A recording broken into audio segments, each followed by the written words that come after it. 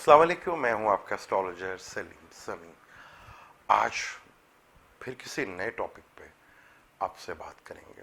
आज फिर एक नया योग, और आज हम बात करेंगे जो हर आदमी की ख्वाहिश होती है। हर आदमी की ख्वाहिश है कि उसका धन योग यानी पैसों का योग कब बन रहा है, क्या उसके बर्थ चार्ट में धन योग यानी कि पैसों का योग बन रहा है कि नहीं। क्योंकि पैसा एक ऐसी चीज है कि हर आदमी की आज के दौर में जरूरत है। धन योग कैसे बनता है कुंडली में, आज हम इसके बारे में बात करेंगे। लेकिन बात करने से पहले अगर अभी तक आपने मेरे चैनल को सब्सक्राइब नहीं किया तो प्लीज उसे सब्सक्राइब कर लीजिएगा और बेल के बटन को जरूर दबाइएगा। आज पैसों का योग, जाहिर बात है दुनिया में हर आदमी की ख्वाहिश है कि उसकी कुंडली में पैसों का योग बने, धन योग बने। तो पहले हमें यह समझना पड़ेगा कि वो जायचे में वो कौन से घर होते हैं जो ये योग बनाते हैं। पहले हम घरों को समझेंगे, फिर उनके स्टार्स कि क्या कॉम्बिनेशन बनता है स्टार्स का, सितारों का, जिसे धन योग बनता है। तो पहले हम घरों को समझने की कोशिश करेंगे। इसके लिए ज़रूरी है कि आपको चार्ट के बारे में थोड़ा सा इंफॉर्मेशन होना चाहिए। जो एस्ट्रोलॉजी में इंटरेस्ट लेते हैं उनको तो डेफिनेट ये चीज़ें पता होंगी, और जो स्टूडेंट हैं उनके लिए ये नई चीज़ देखने को मिलेगी और सुनने को मिलेगी।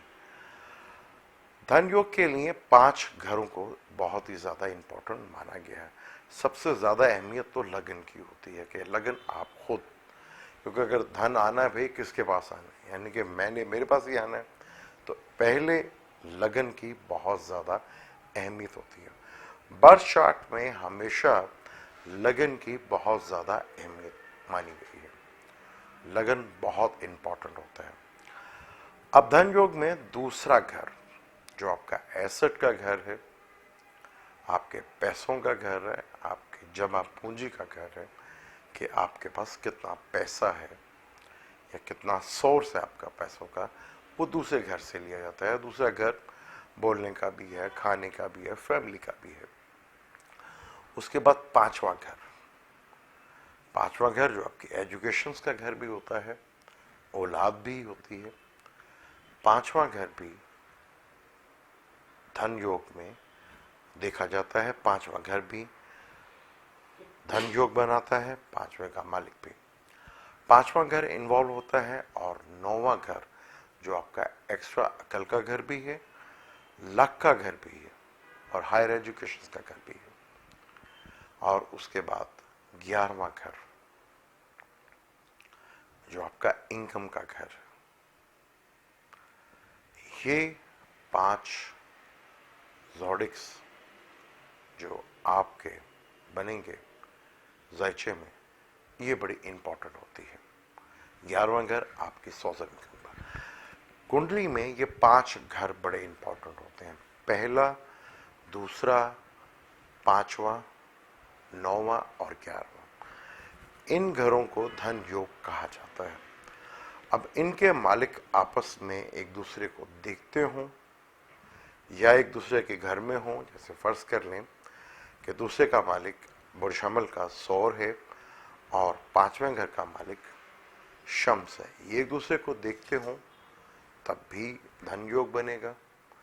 सैटर्न 11वें घर का मालिक है, वो भी एक दूसरे को देखते हों या दूसरे घर का मालिक देखता हो तब भी धन योग बनेगा। और 9वें घर का मालिक जुपिटर, वो लगन को भी देखता हो या दूसरे घर को भी देखता हो या 5वें घर को या 11वें घर को, तब भी ये धन योग बनता है। जब इनके स्टार आपस में एक दूसरे के घर में चले जाएं या एक दूसरे को देखें तो ये धन योग बनेगा। तो जब भी धन योग देखना हो तो आपने हमेशा 5 घरों को और इन 5 स्टार्स जो हैं, सितारे जो हैं, इनकी आपस में नजरियात क्या है, ये बड़ी इंपॉर्टेंट है। फर्स्ट के लिए 11वें घर का मालिक अगर दूसरे घर में हो और दूसरे घर का मालिक 11वें घर में हो, ये बहुत बड़ा योग माना जाता है। ये सबसे बड़ा धन योग यानी कि पैसों का योग माना गया है। इसी तरह 5वें का मालिक 9वें घर में गया हो या 9वें घर का मालिक 5वें घर में आया हो तो ये भी धन योग कहलाता है और ये बहुत ही ज़बरदस्त योग है। दूसरे का मालिक 9वें को देखे, 9वें का मालिक दूसरे को देखे या एक राशि बदल रहे हों, घर बदल रहे हों, तब भी ये योग बनेगा। इसी तरह 12 कुंडली में 5 घरों को देखा जाएगा और जो भी 5वें, दूसरे, 9वें और 11वें और लगन का मालिक होगा और लगन के साथ भी इनका ट्राइंग होगा तो ये योग बनता है। पाकिस्तान में भी इस वक्त सबसे बड़ी प्रॉब्लम जो है वो फाइनेंशियली है।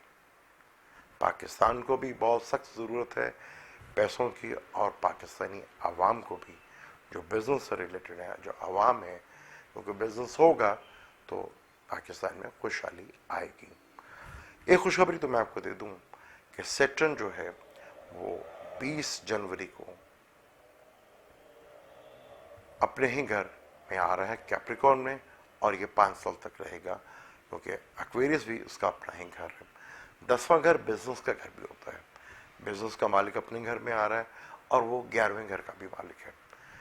यानी कि 2020 में पाकिस्तान के हालात बहुत ही अच्छे होंगे। इसके ऊपर डिटेल से बात करेंगे कि पाकिस्तान का चार्ट और पाकिस्तान के वजीर आजम का चार्ट क्या कहते हैं। दोनों चीज़ में एक चीज़ कॉमन है, पाकिस्तान टॉरस माना जाता है, उसका भी रूलर जो है वीनस है और अभी जो पाकिस्तान के प्राइम मिनिस्टर हैं उनका स्टार लिब्रा है, उसका भी रूलर वीनस है।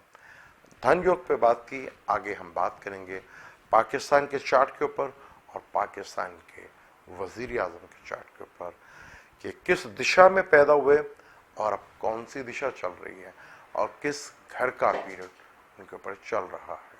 इस पे करेंगे डिटेल से बात। हम मुझे दें इजाज़त। अल्लाह हाफ़िज़।